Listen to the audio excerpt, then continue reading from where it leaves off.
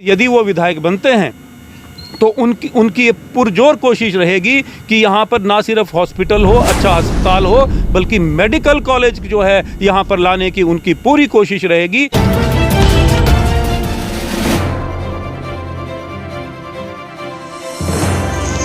नमस्कार, आप देख रहे हैं वक्त की पुकार लाइव न्यूज़। वक्त की पुकार लाइव न्यूज़ में आपका स्वागत है। आइए आपको एक ऐसी शख्सियत से मुलाकात करवाते हैं जो हमारे संवाददाता इश्तियाक आलम से ख़ास बातचीत हुई। माननीय संजय अवस्थी साहब जो दिल्ली हिमाचल प्रदेश से तशरीफ़ लाए हुए हैं, जो कांग्रेस के प्रवक्ता सा ऑब्जर्वर हैं। आइए आपको दिखाते हैं पूरी रिपोर्ट। स्वागत करूंगा कि आप इतने दूर से चलकर बिहार आए हैं, उसके लिए बहुत बहुत स्वागत है आपको यहाँ पे आने के लिए। मैं चाहूँगा कि एक बार पहले अपना परिचय दे दें आप। धन्यवाद। मैं Sanjay Awasthi all India Congress committee से यहाँ पर पर्यवेक्षक की जिम्मेवारी लेकर आया हूँ और हिमाचल प्रदेश से संबंधित हूँ। और यहाँ आकर जिस तरह से मैंने इस क्षेत्र को देखा, मुझे बड़ा दुख हुआ कि विकास की दृष्टि से इतना पिछड़ा हुआ क्षेत्र जो है मैंने कल्पना भी नहीं की थी। हाँ, ये ज़रूर सुना था कि इन पिछले 15 वर्षों में यहाँ पर जिस तरह से जनता को धोखा दिया गया, वो मैंने अपनी आंखों से यहाँ पर पहुँचकर देखा। बहुत बहुत शुक्रिया, आपने यहाँ के हालात को देखा।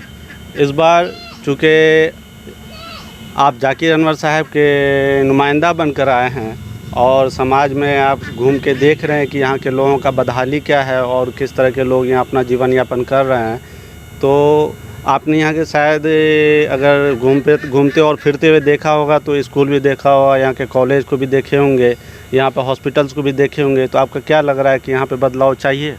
मुझे लगभग यहाँ 8 दिन क्षेत्र में घूमते हुए हो गए और मैंने बहुत कोशिश की कई जगह स्कूल ढूंढने की, मुझे स्कूल नहीं दिखे।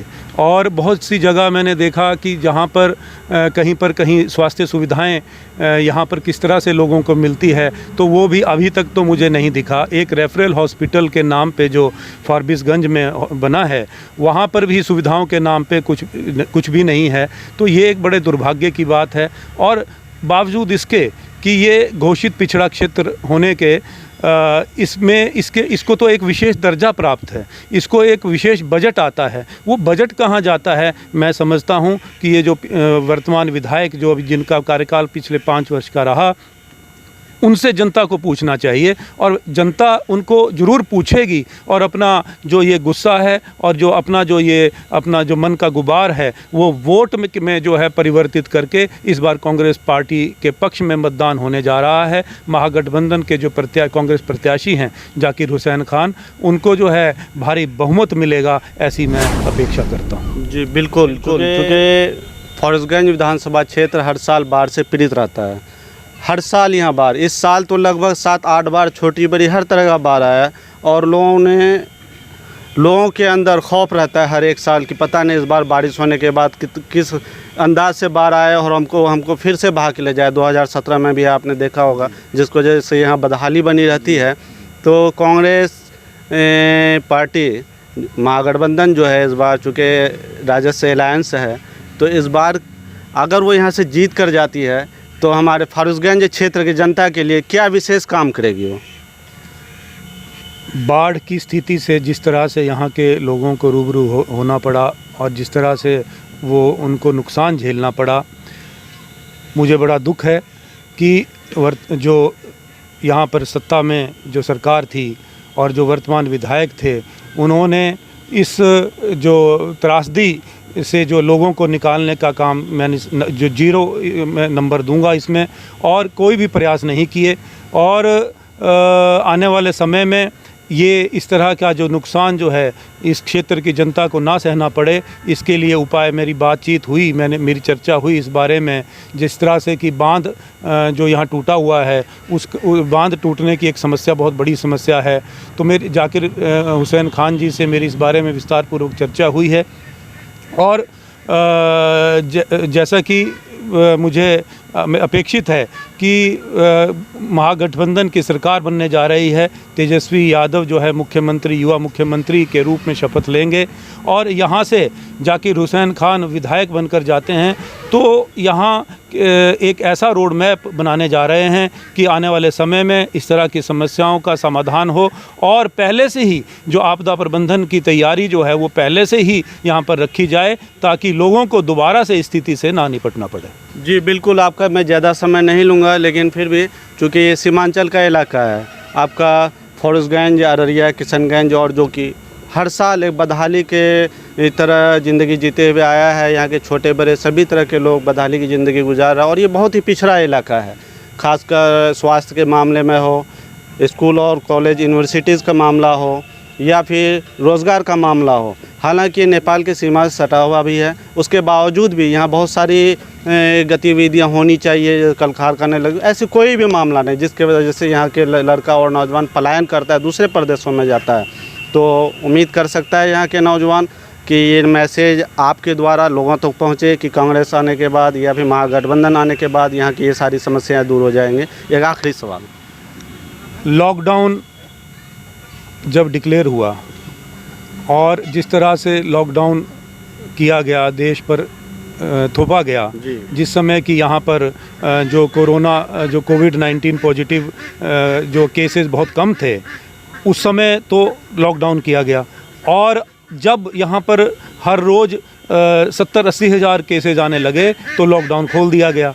तो और उस समय जब लॉकडाउन किया गया और जो पलायन करके जो लोग, बिहार के लोग जो अपनी रोजी रोटी आजीविका के लिए बाहर गए थे दूसरे प्रदेशों में, तो जिस तरह से उनको जो जिस स्थिति से गुजरना पड़ा, तो वो सब पूरे देश ने देखी, देश ही नहीं दुनिया ने देखी कि वो किस तरह से सैकड़ों किलोमीटर दूर जो है पैदल चलकर अपने घर पहुँचे होंगे और जो स्थिति उनकी थी, अपने बच्चे और जिस तरह से जो नंगे पांव जो हैं महिलाएं, पुरुष जो है, बुज़ुर्ग, किस तरह से वो सड़क पर जो है भूखे प्यासे बेचारे अपने घर की ओर चल रहे थे।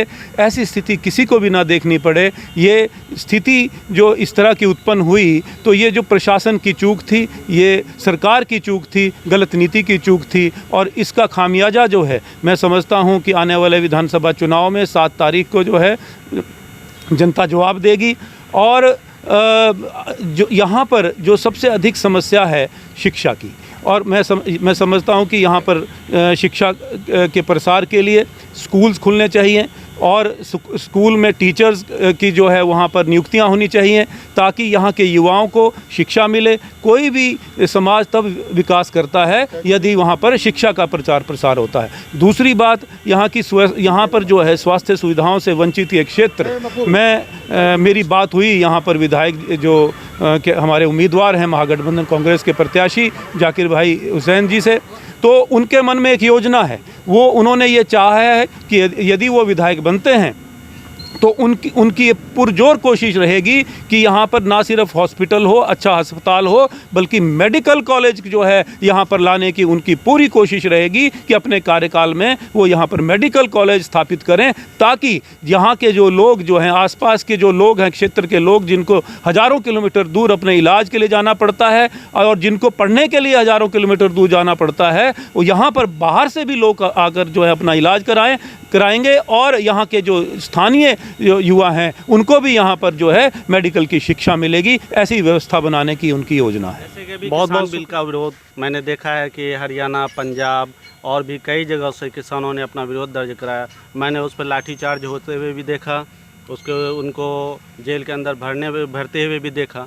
तो ऐसे में किसानों के साथ क्या सलूक किया जाएगा अगर आपकी सरकार बनता है या अभी जो केंद्र में चल रहा है, उसके बारे में आपसे हम जानना चाहेंगे। फारबिसगंज के जो किसान हैं उन्हें तो हर वर्ष बाढ़ की स्थिति से गुजरना पड़ता है, उससे उनकी फसल को हर साल नुकसान होता है। और इस वर्ष जिस तरह से भारतीय जनता पार्टी की सरकार, केंद्र सरकार ने कृषि बिल 3 कृषि बिल लाए, उससे जो है आने वाले समय में दोहरी मार जो है वो उन किसानों को की गई है। और ये जो तीन कृषि बिल लाए वो बिल्कुल जन विरोधी हैं, किसान विरोधी हैं। इसमें एक तो इन्होंने जो न्यूनतम मूल्य जो किसान की जो पैदावार का, फसल का, न्यूनतम मूल्य ही ख़त्म कर दिया।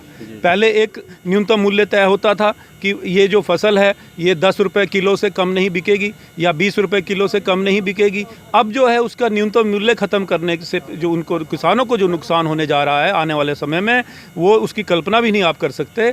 और ये दूसरा जो था कि भाई जो इन्होंने जो आवश्यक वस्तुओं का जो भंडारण पे जो रोक थी जो पहले, उस पे उसको ख़त्म कर दिया है। और जिसमें और आवश्यक जो वस्तुओं की जो सूची थी उसमें से जो जैसे प्याज है, दालें हैं, उनको निकाल दिया है। ये भी जो है जो परोक्ष रूप से जो है वो किसानों को नुकसान पहुंचाने की बात है। और इस भारतीय जनता पार्टी की सरकार ने जो उद्योगपतियों को जो है बढ़ावा देने का काम किया है। और ये कृषि बिल भी जो उन्होंने लाए हैं, ये इससे जो है उद्योगपतियों को फ़ायदा मिलेगा, अदानी और अंबानी को फ़ायदा मिलेगा। किसान जो है इससे प्रताड़ित ही रहेगा। और आने वाले समय में यहाँ पर जो है किसान जो है इसका विरोध करेंगे और करना भी चाहिए। और हमारी जो यहाँ पर विधायक चुनकर आते हैं, महागठबंधन की सरकार बनती है, तो ये हमारा प्रयास रहेगा कि इस कृषि बिल का जो है यहाँ लागू ना किया जाए। सवाल प्रदेश का है, लेकिन कभी सवाल देश का भी होता है। तो मैं ये देख रहा हूँ कि अभी दशहरा का सीज़न गुजरा है। मैंने कई प्रदेशों में देखा कि वहाँ पे रावण के जगह पे प्रधानमंत्री नरेंद्र मोदी जी का पुतला फूंका गया। तो ये इसको आप कैसे देखते हैं? लोकतंत्र में देखिए जनता जनार्दन है और ये लोगों का आक्रोश है और लोगों के अपने भाव हैं, वो किस तरह प्रकट करते हैं वो ये एक व्यक्ति पे निर्भर करता है। और जनता ने अपना रोष प्रकट किया, उनका ये रोष प्रकट करने का एक माध्यम है कि उन्होंने अपना गुस्सा, अपना रोष जो है इस तरह से प्रकट किया। तो मैं समझता हूं कि इस बात को समझना चाहिए और जो जन विरोधी फैसले हैं वो केंद्र सरकार को वापस लेने चाहिए। जनाब बहुत दूर से आए हैं, हिमाचल प्रदेश से चलकर जाकिर अनवर साहब का नुमाइंदा बन के आए हैं और ये समाज में घूम कर देख रहे हैं और लोगों तक ये बदलाव की सरकार की नीति के हिसाब से ये अपना प्रचार और प्रसार कर रहे हैं और लोगों को बता रहे हैं कि महागठबंधन की सरकार किस तरह से अगर आप वो चुन के जाती है, सत्ता में आती है, तो किस तरह से लोगों तक अपना अभियान जारी रखेंगे और उनकी मतलब जो ज़रूरत है, जो पिछड़ापन है, उसको कैसे दूर करेंगे। इसके लिए बहुत बहुत शुक्रिया। यहाँ पर आए हुए तमाम दर्शकों का बहुत बहुत शुक्रिया।